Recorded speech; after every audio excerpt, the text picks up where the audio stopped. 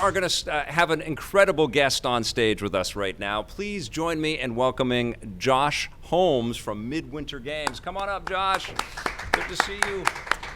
Hey, man. How are you? Good. How are you? Very good. Very good. That's live internet streaming. All right. All right, but it Perfect. gets cut up and chopped up into nice Okay. little tasty morsels. Josh Holmes is here, everybody. And I want to, first of all, thank you very much for coming up all this way from Seattle. You drove up to be on the show today. Yeah, my pleasure. I mean, anytime I get a chance to come home, it's great. That's awesome. Yeah. Yeah, you are from the Vancouver area. I am.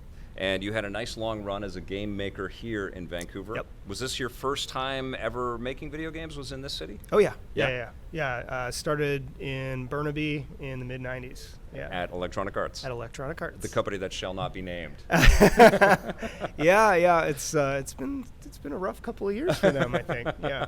Yeah, I think anybody that's been around EA over time, and certainly that applies to Yeah. you and to me, our hearts are breaking a little bit because it's a beautiful company that is just, it feels like it's just trying to shake off some stuff. Yeah, it's funny because, I mean, for me, growing up in EA, like, I'll always have a piece of my soul that's connected to that company. Yeah. Like, I was there for 10 years, first 10 years of my career. Amazing. Yeah, it was fantastic. Well, let's dig into your past, your history a little bit. What was the first stuff that you got your hands on, that you got to work on? So, I mean, when I first started in games, the way I started was I literally wrote a letter to anyone that would read it at EA, and because somebody had told me that, hey, there's a game company here in Vancouver where you live, and I happened to be playing a bunch of their sports games, and I was like, holy cow, this is amazing. So I wrote them a letter, and I said, like, I will literally do anything. I want to make games. I grew up, designing games, board games, playing role-playing games. Like, games are my life. They're in my DNA. What do I have to do? And they brought me in for an interview, and they basically said, hey, we hire attitude, not skills, for QA, right? And we'll bring you aboard for a test position, and then it's up to you. Like, you do whatever you're going to do. And we started, and that was the summer of '95, and they brought in 100 people, and they said, something like 25 of you are going to have jobs after this summer is over. So it's down to whoever wants it more, whoever works harder, and we killed ourselves for that couple of months. And at the end of that, there was a really great core group left at EA in test that has gone on to do all kinds of stuff across the industry.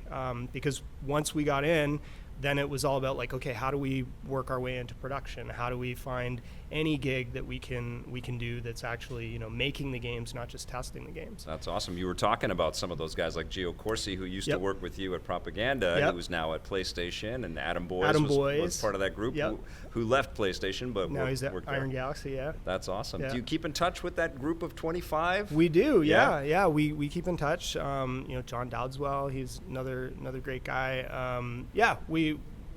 It's cool to have, like, a network of people that you've known for literally decades that have worked in all different aspects of the industry, and being able to draw on that.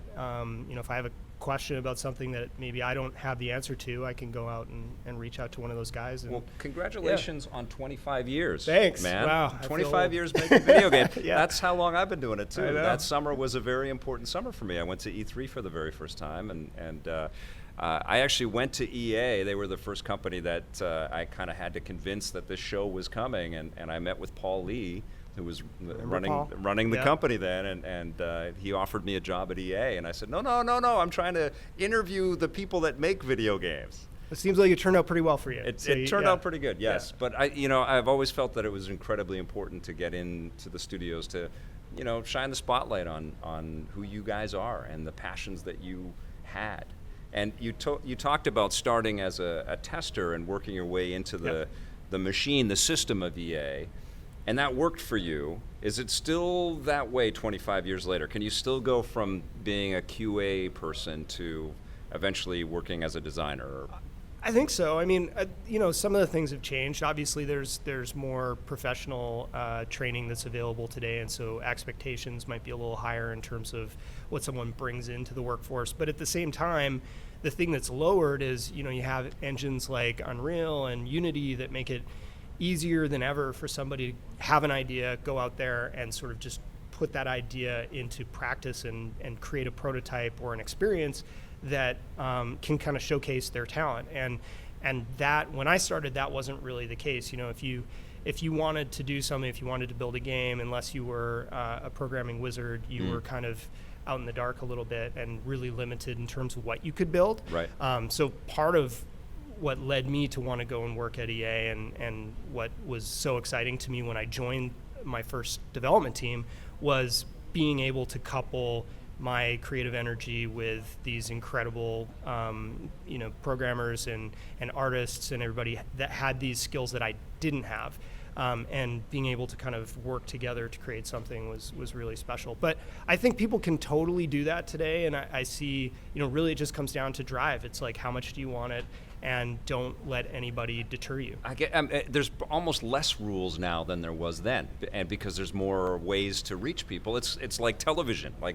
Everything is different now. There's just so many digital streams that you can come out with anything, any art. Yeah, and it's like technology has kind of democratized the whole thing and removed a bunch of different barriers, and it's kind of amazing, but scary fantastic. Too, right? Like I don't envy people that are trying to carve their own path and trying to figure out which way to go right now. Yeah, I mean, to some degree, when there's like a very established sort of one or two avenues for you to pursue whatever your goal might be, then it makes things a little bit easier to focus. Like, okay, well, this is the path I have to take. Yeah. And maybe there's some rules to be broken along the way, or some, shortcuts that you can sort of forge on your own. But for the most part, it's kind of, this is the one way to do it. And I guess the downside of where we are today is, like, there's no one way to do it. There's like literally infinite different ways you can do it. And that can, I imagine, be a little overwhelming. Yeah. We talked about EA in the rundown today with the new Need for Speed game that's coming out. And of course, Need for Speed was invented at EA Canada. Yep. Was that one of the titles that you So I tested it. Yeah, I tested it. I never actually worked on the original Need for Speed? You tested it? I can't remember.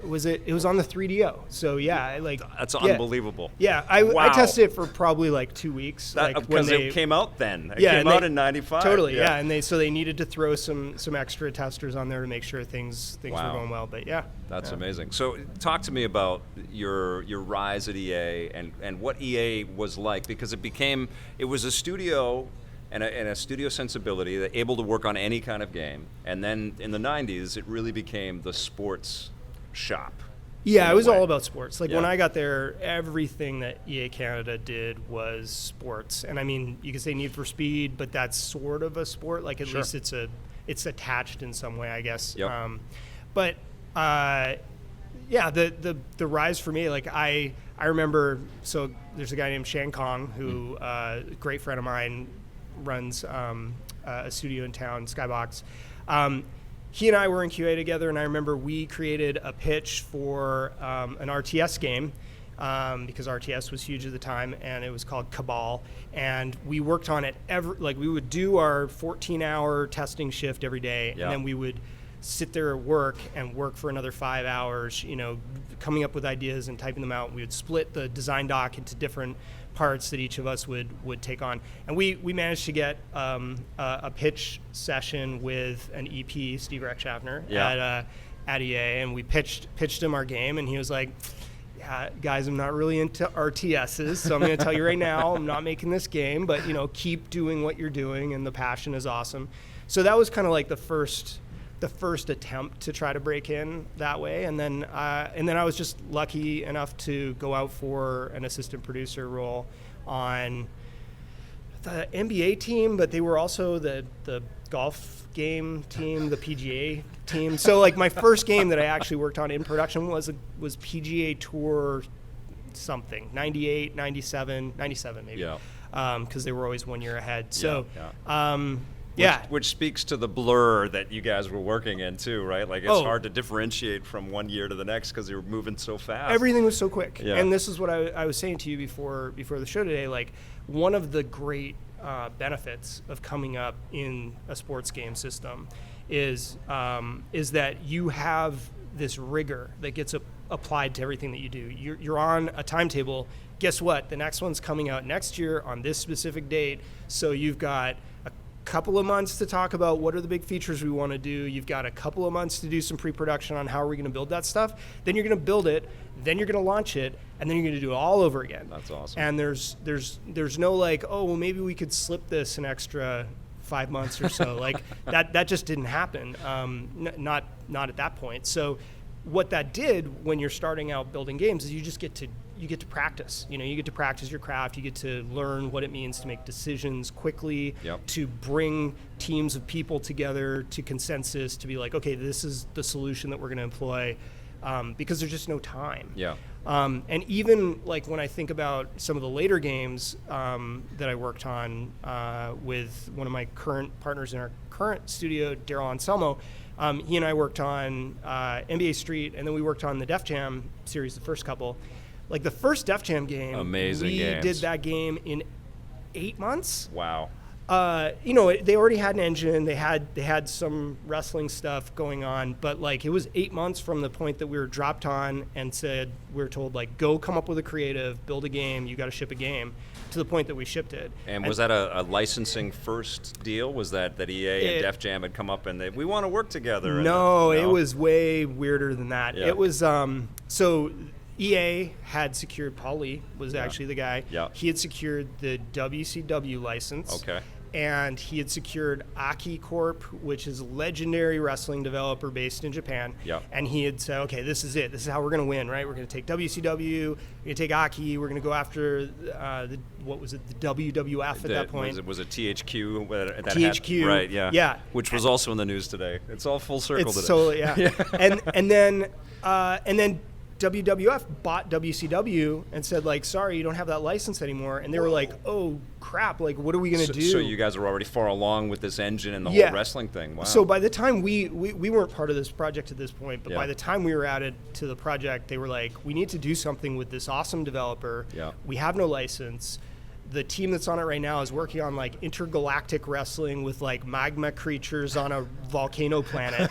We're really worried. I do want to see that game though. That sounds amazing. It was amazing. And so we got in a brainstorming session, and we came up with this idea for, we just come off of NBA Streets. We were like really into hip hop culture. Yep. And we were like, oh, what if we got hip hop stars and they were fighting? And someone was like, oh, that's amazing. I know Def Jam. We can put that. And they're like, this is a great idea. And we're like, no, this is a terrible idea. We should like not make this game. This game will go nowhere. And they're like, no, this is the game. You guys are making this game. So Brass was saying that you got to make it, and you guys were like, no, don't do it. Yeah, as I recall correctly, they basically decided this is the game that the team that is on it now is going to make. And we're like, oh man, I feel so bad for that team, because we pretty much just gave them that terrible game idea that they now have to do something with. And then the next week they're like, hey, we're pulling you off your project, so you guys are making this game now. No.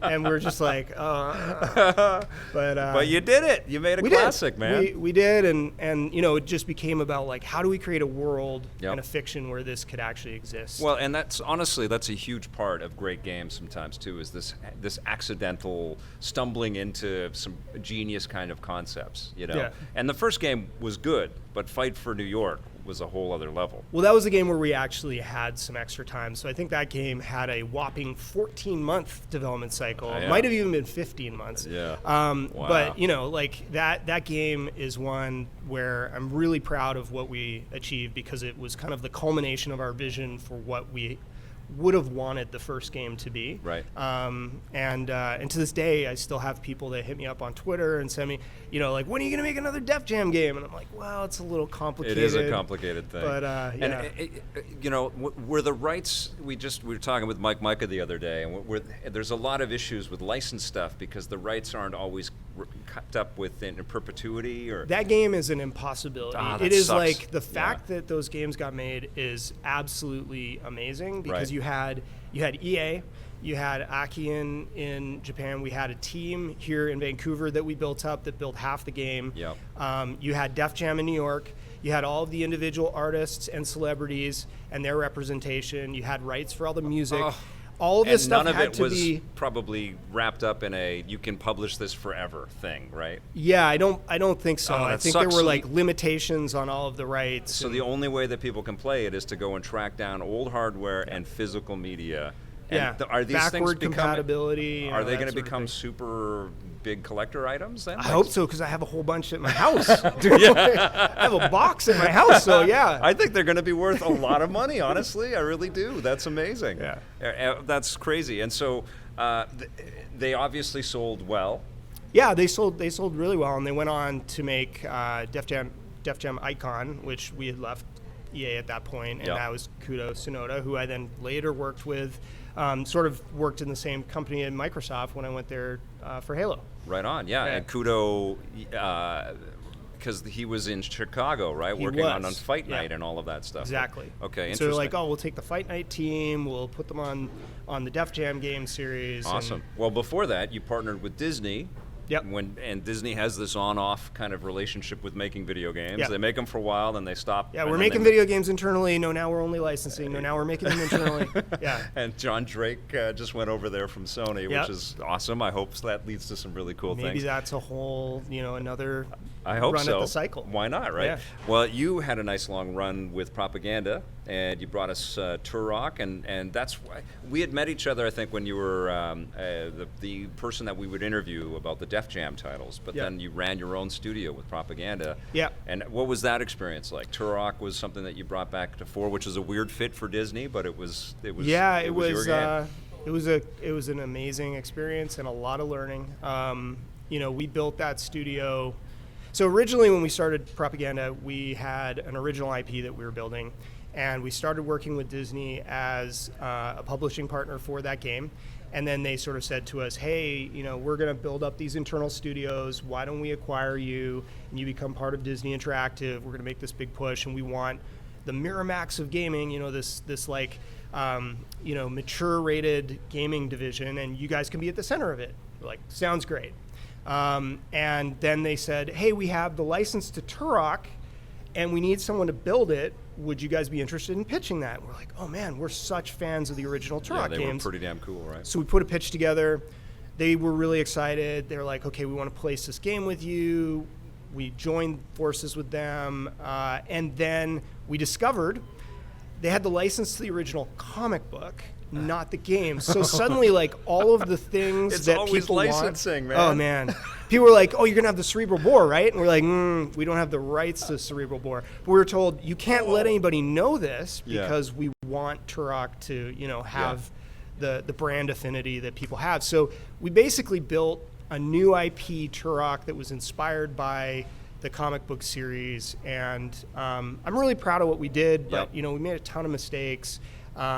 It's crazy what we took on. Brand new studio, had never built a shooter before, built it for next-gen platforms as our first kick at the can. That's right.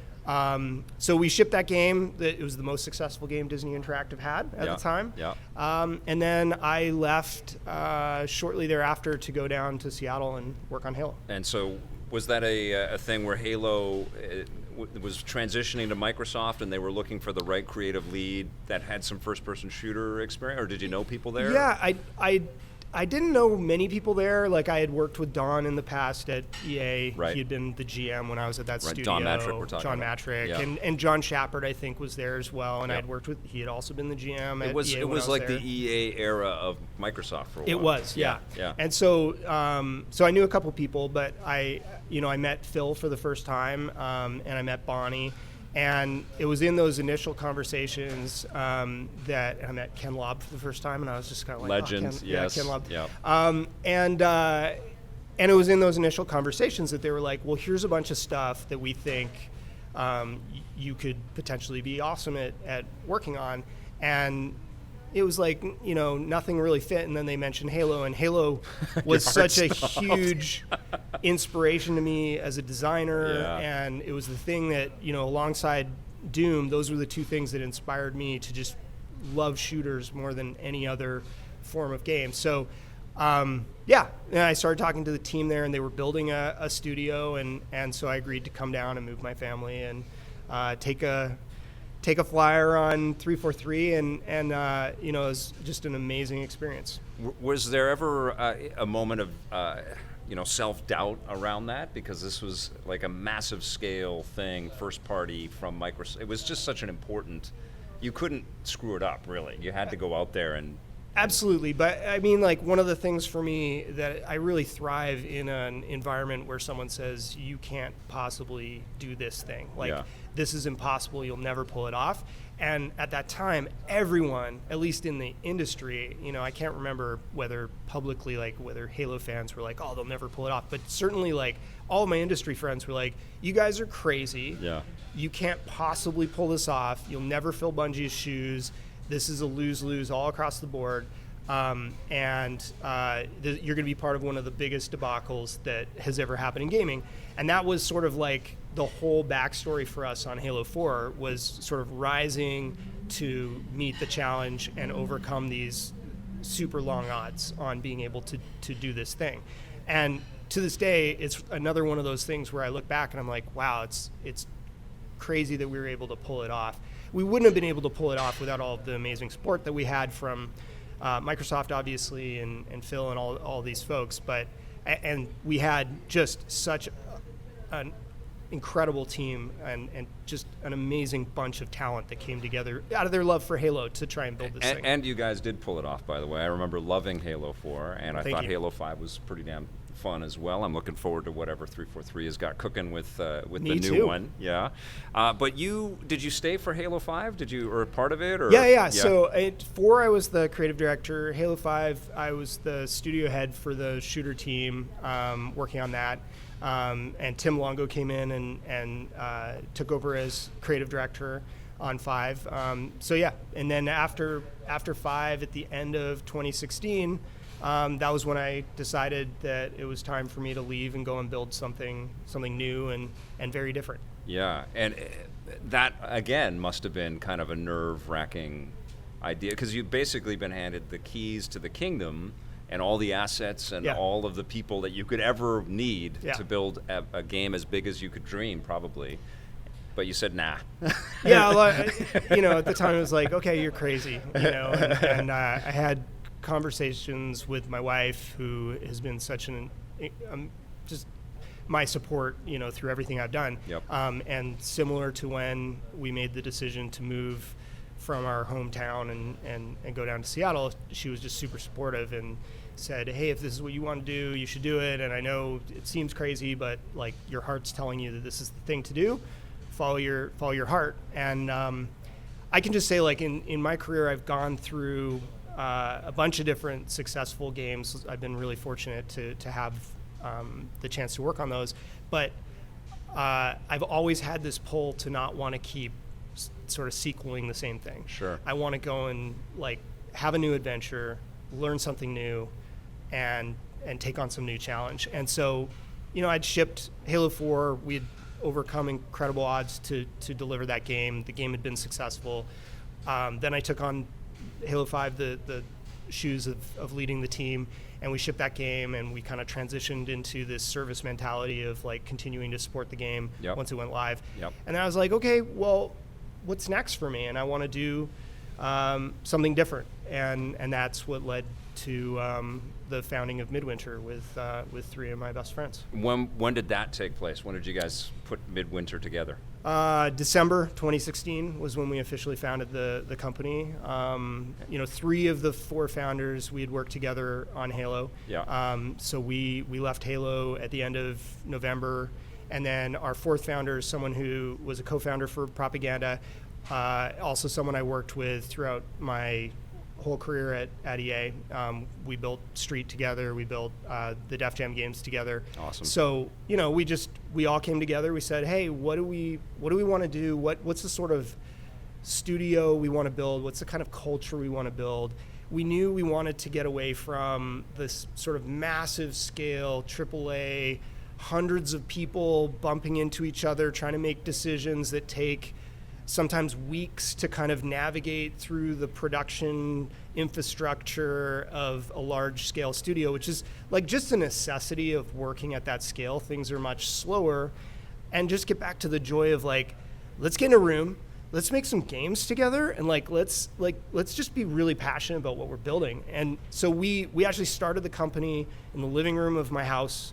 We spent a year there. We we added a couple team members. We had Risa, who joined us as our lead character artist, and then Jimmy joined us in Stockholm. So he's someone that had worked. He's at DICE before. He's at Pandemic. Had worked with Fita before, who's one of my co-founders. And we just started assembling this team, and starting to build Midwinter, and then talking about, okay, what's the first game? And the first game became Scavengers, which is the game that we're working on now. So that's cool. So you started the company first before you really kind of zeroed in on the idea. So because it is kind of like you're jumping without a parachute in a way, right? Yep. Because if you don't have what your project is going to be, you don't know what you're going to go and sell. But that speaks to, I think, a general kind of feeling around the industry, because I hear this again from a lot of veteran devs. They have the experience of working in a big studio, they learn a lot there, but then they want to take on the idea of building a new sort of corporate structure or corporate philosophy, and it sounds like that's what you started with. Yeah, I mean, I think part of the experience of having built Propaganda, what it taught me was, that was a studio that we built initially around that first new IP that we wanted to build. And we were in such a rush to just be like, let's build a team, let's get everybody together, and let's go build a game. And we didn't stop and think about, okay, what is the sort of team that we want to build? What are the values we want to be at the core of what we're doing? Right. And what are, let that inform the games that we build as a team instead of the other way around. Because ultimately, and this happened at Propaganda, and I think to some degree at 343, where you are so engaged in that process of building the team and building the game that it's not until you get to a certain size that you suddenly go, oh crap, okay, now what do we want our values to be? Like, what do we stand for, and how do we want to operate as a team? And it's really hard to come back and retrofit culture after. Right. So we started with, what's the culture we want to build? We know that we'll be able to build cool games if we get the right people and we get the right culture. So we started with that first. That's awesome. And so the first game is Scavengers. Yes. And give us the log line. Yeah. So, I mean, we were really focused on wanting to build multiplayer experiences that bring players together. Mm-hmm. And so Scavengers is a session-based multiplayer game. It's something we call a co-opetition, which is a BS made-up word. But, basically... It's a good word. We have some love for it, and some, there's also some disagreement. But that's fine. But it's basically the combination of cooperation and competition of PvEVP, where players need to work together to survive and to succeed, but PvP and conflict and competition is always a part of the experience, or it can be. And so one of the things that's really unique about Scavengers is, within each session, it's a team-based game. Players are part of a 3-person team, and there are multiple teams that drop down into a large open world environment that's sort of this winterized post-apoc Earth after the moon is shattered and the Earth has been thrust into this new ice age. So all these teams drop in. Which could be the news every day. Tune in. Tune in 20 years from now. We'll see how we're doing as a species. But the unique thing is that all of those teams have a shared objective. And so as a team, you only succeed if we all accomplish that objective together. And that objective is large enough that no individual team can accomplish it on its own. So we start each session sort of working together, but at the same time, we are being individually rewarded based on our contributions and what we achieve and what we bring out of the session as a team, what score we contribute. And so there's this constant tension of okay, well, we need to play nice for some amount of time, and if we become too aggressive and try to eliminate one another for personal gain, then we will all fail. But at what point does it become safe for me to try to murder you and take your stuff? Right. And so that leads to some really interesting and very different outcomes from session to session. And philosophically, what we get really excited about as a team is we're trying to create complex systems that sort of work on one another and then give players tools to poke at those systems and play with them. And what we get excited about is the player stories that come out of that. We have all these different experiences, all these different sessions that have very different distinct player stories. Sure. That are really memorable because of all of the chaos and challenge that you're having to face and deal with as a team. That's awesome. So you're playing as a team, and you're facing other live teams as well. Have Yes. you guys got a total count of how many people might be in a? We're still playing session? with total Okay. count. Like right now, we're right around 36, but we're pushing that up to 45, and we're going to see how far we can push it. Like, Yeah. So one of the things we did early on is we formed a partnership with a company called Improbable. It's based in the UK, Yep. and they have a technology called Spatial OS that allows you to go beyond the limitations of a single server. Mm-hmm. And that was really important for us because we have this complex world that is filled with AI and sort of living systems, and at the same time has a high player count. And we wanted to have the ability to scale that virtually limitlessly over time. Like, Right. so we can continue to evolve the session size and not have to sort of put a stake in the ground and say, well, this will only be a 24-person Right. game experience, or it'll only be a 50-person game experience. It can also give you more geography, I would imagine, right? Exactly, So yeah. you could be in Alaska, post-apocalyptic, and then you're Just going to go expand into the boundaries of the northern world BC over and time. Northwest Territories. That's amazing. Have you Yeah. guys got a date, or when people can start to play this game yet? Or So right now we're in closed play tests. We're pre-alpha in terms of our development cycle. So we've been doing friends and family play tests. We have started to bring our community into play tests. Mm-hmm. We just had one on the weekend, which was awesome. And it's been really rewarding for the team to have the community join in, and it's been such a positive community so far. And we're just going to continue to run those play tests and use that as a way to hone and improve the game. As far as like a specific release date, we haven't settled on one yet. It'll be sometime next year. Could be next year, could be late next year. We're going to kind of figure that out based on when we feel the game is ready. Awesome. And it will be free? It's a free-to-play game. Okay, Yeah, and it will be live. Yep. Are you guys concerned at all of just having to stay with one game for years and years and years? That seems to be the case when you have a huge success. You got to stay with it forever. Yeah, I mean, that's a great problem to have. Yeah. I don't think we're concerned about it because we see so many opportunities to keep evolving and adding new features, new modes of play, new challenges to the game experience. Yep. And we want the world to just continue to evolve and grow in an organic, sort of natural way. You've been at studios that were, your teams were probably around 20 people at EA, and then you got into the 50s, 60s with Propaganda, into the hundreds with 343. A little bigger on all that. So Yeah. I think at EA, when I first started, the teams were probably 40 people. Okay. Propaganda, our team on Turok probably topped out around 110. At 343, when I left, our team was like 400 people-ish. And I think they've continued to grow with the aspirations of Infinite.